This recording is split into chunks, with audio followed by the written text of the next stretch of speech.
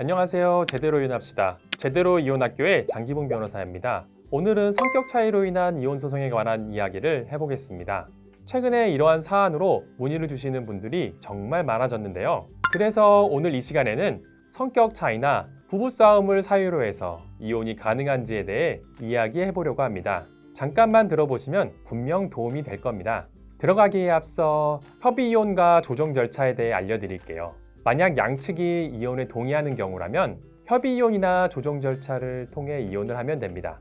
협의이혼은 서로가 동의한다는 전제하에 한 달에서 3달의 숙려기간만 지나면 법원에서 협의이혼 의사 확인이라는 간이한 절차를 통해 이혼이 가능합니다. 하지만 협의 분할을 한다고 해도 재산 분할에 대한 합의가 제대로 되어 있지 않거나 상대가 합의 사항을 이행하지 않는 경우 다시 재판을 진행하거나 또는 추가적인 분쟁 절차가 이어질 수 있겠죠.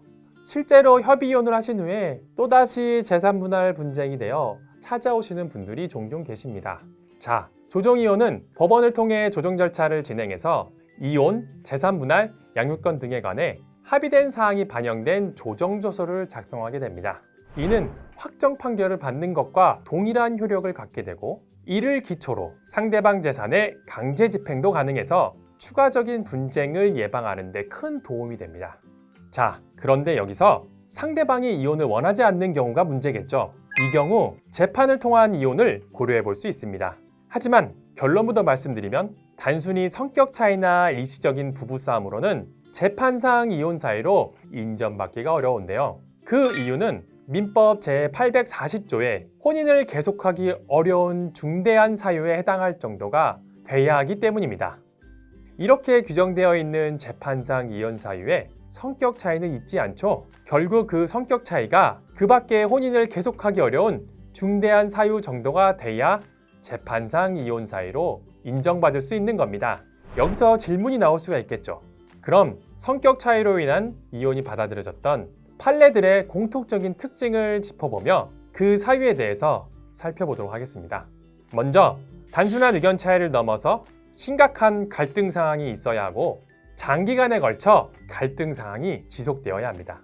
그리고 개선을 위한 노력에도 불구하고 회복 불가능한 상태가 돼야 하며 객관적으로는 혼인관계의 지속이 어렵다고 판단돼야 합니다. 첫 번째 사례를 볼게요. 부부싸움에 폭력이나 폭언이 동반돼서 혼인 파탄에 대해 쌍방에게 기책 사유가 있는 사례가 있었는데요. 여러 노력을 했으나 개선되지 않았고 이에 따라 이혼 청구가 수월하게 인정됐습니다. 두 번째로 금전관리와 자녀교육 방식에 대해 극심한 의견 차이가 있었던 사례가 있었습니다. 장기간 의견 차이로 인해 상호 간에 반복되는 언어적 폭력과 감정적인 학대가 있었고 부부 상담을 통한 개선 노력에도 관계 회복에 실패하여 이 사례 또한 일방의 이혼 청구가 인정됐고요. 또 이런 사례도 있었습니다. 남편의 지나친 무관심과 아내의 과도한 간섭으로 성격 차이가 심했어요. 지속적이고 극심한 부부 갈등과 부부로서 정상적인 의사소통이 장기간 부재했고 서로 부부로서 존중하지 않았고 별거 기간이 2년 이상 지속돼서 혼인관계가 회복될 가능성이 없다고 판단되어 일방의 이혼 청구가 인정됐습니다.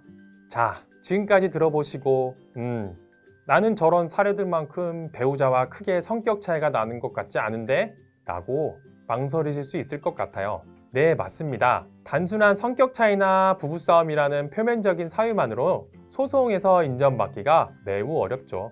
더불어 사유가 중대하다고 보기는 힘든 만큼 이를 혼자서 입증하고 소송을 진행하는 것도 그리고 재판부를 설득하는 것도 쉽지만은 않습니다. 배우자와의 결혼 생활에서 성격 차이와 잦은 부부싸움이 혼인을 계속하기 어려운 중대한 사유에 해당하는지도 면밀히 살펴봐야 하겠죠. 제가 진행한 사건 중에 성격 차이로 인한 이혼 소송을 원하시는 분이 계셨는데요. 당시 사안만으로는 이혼 사유에 해당하기에는 부족해 보였습니다. 상대방도 이혼에 동의하지 않으셨고요. 그래서 이혼 소송을 제기하면서 최대한 증거를 확보해서 성격 차이로 인한 갈등 상황을 부각시키고 또 수차례의 노력에도 개선되지 않은 걸로 정황을 구성해서 재판부를 설득하고 상대방을 압박했습니다. 그리고 소송 중 조정 절차의 진행을 유도했고 결국 법원의 조정을 통해 이혼하는 것으로 마무리가 되었답니다. 조정 절차에서 재산 분할과 친권, 양육권, 그리고 양육비도 유리하게 결정됐고요.